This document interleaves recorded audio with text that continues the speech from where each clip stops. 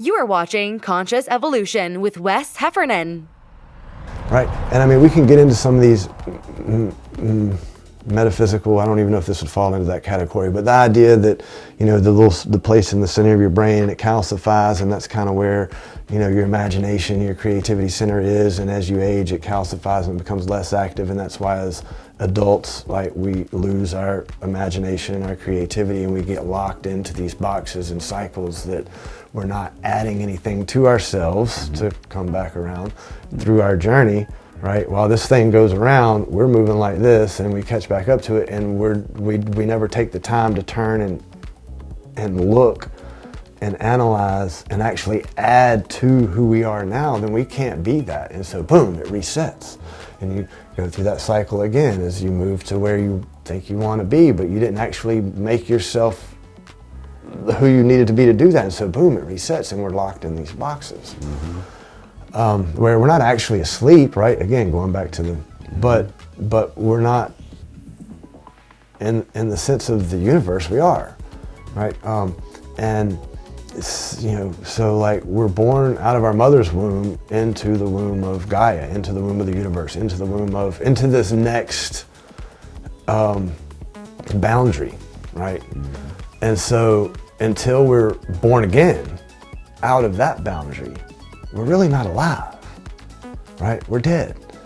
And so when you begin to think of things in this way, stories in the Bible begin to take on a different meaning and a different, and so, you know, what does it take to be born again?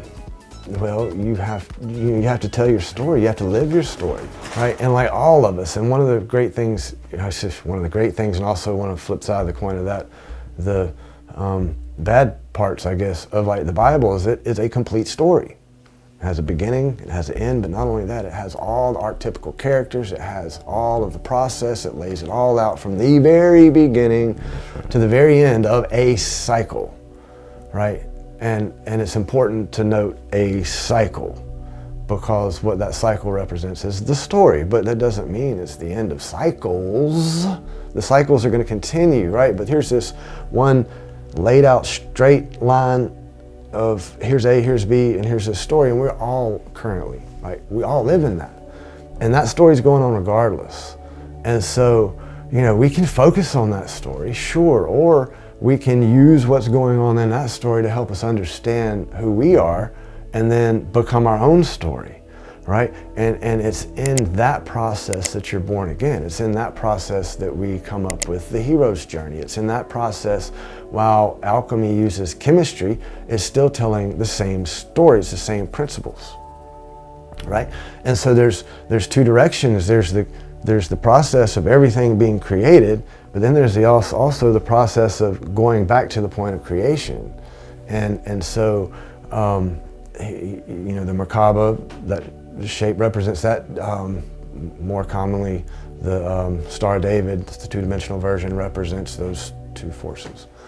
And so, kind of forgot where I was going with that, to be honest. Well, it is so much to take in, and as people who are watching this, and they're thinking, I'm learning from him. I've got my own story, and it's easy to sit back and say, this guy's got so much knowledge. Like, I don't know what the percentage of the brain is that we use. I know there's some studies out there. But how much do you think you use more than the average person? So I do think, I would be curious. I don't. Like, I would be making complete, just grabbing out of air assumptions to give any type of percentage. What you were speaking to is important in this overall story, especially because it's multi-layered. But at the end of the day, it's not about necessarily the information that I can hold on to. It's about the information that I can connect with, and therefore I don't have to hold on to it. And that's one of the issues that we have in society today, is this concept of I've got to hold on to this because somebody else is going to take it. And if it's this physical thing, right, money, food, whatever it is, like we got to hoard it, and that's a driving factor, because that's a part of survival. right? We've got to stock up the food for the winter because we have to survive winter and there's not going to be any food. When you look at the animal kingdom, you can find the roots that have, as we move further away and evolve, right, that have led to these practices that we see openly everywhere, involving, how do you have somebody that has hundreds of billions of dollars? There's no, what's the point? What's the purpose? It boils down to power, and that's another conversation, but hopefully they can give back and help people. Right, but for me, it's not about possessing the information. It's about, and again, part of this story has been really unlocking the true trust for me in the process. It's all about trusting the process, right? But have also faith. helping people. Have faith. It is. But that's part of the process, right? No matter where you pick, right? We could pick anything. We could pick and box in whatever, helping people, making the world a better place, making the environment. It doesn't matter but it boils down to what do they all represent in order to work through this box in a manner that's constructive, right? There's a process, and that process is the same. It doesn't matter, right? But in order to get it to look the same, we have to stabilize it. Right, because if everything is moving, right? So the earth is spinning, we're going around the sun's moving around the galaxy, everything is in this constant state of motion.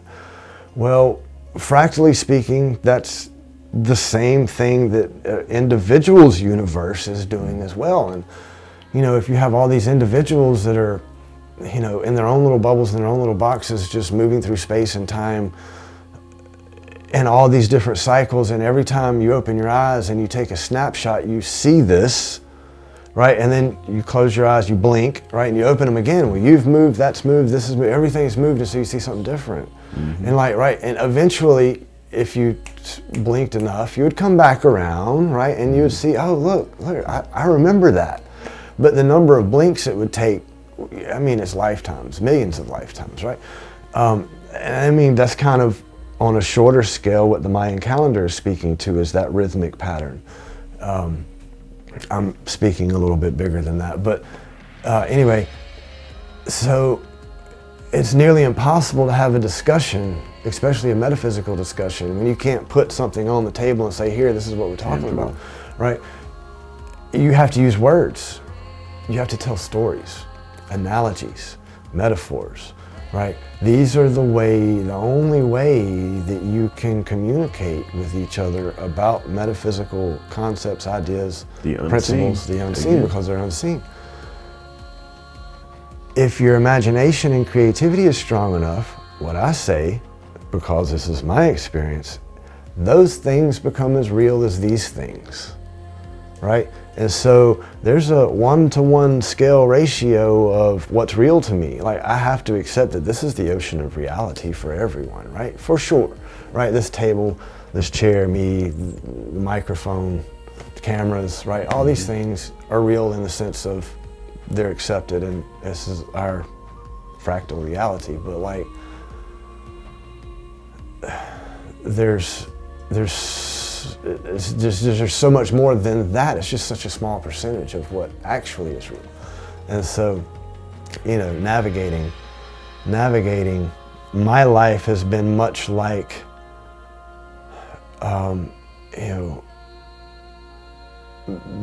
being the, what's the right word? You said not teacher. The mutation almost, right? The thing that it's not supposed to, the thing that's so much different than everything else that changes the path of that species moving forward. It's in a sense, my life has kind of sort of been like that, because it is not rhythmically in line. It's not in any way, shape, fashion, or form, is what I see and what I see and what everybody else, it doesn't all line up. And so how do I reintegrate myself? And this is part of where, from the observer perspective, right? You have your three perspectives. You have your observer, which is taken out of the experience, and it's seeing everything from its perspective that can be seen. And then you have the witness, which is one step in, so it's one generation in, one octave in. And it takes on not an active role in the experience, but it is in a close enough proximity that it can't see enough to be the observer. The trees are in the way of the forest, right? But B, it's affected by the event in that it can see it, witness it, right? So like you think of, a football game. Everybody in the stands is a witness. They're not participating in the game, but the game affects them in every moment, how they feel, what they think, right? And so all the audience in the stands are witnesses to the third perspective, the first person perspective, the players on the field, the coaches, and everything that's required for this game that's being watched, witnessed, to unfold. Thanks for watching. Join us next time on Conscious Evolution. Don't forget to subscribe.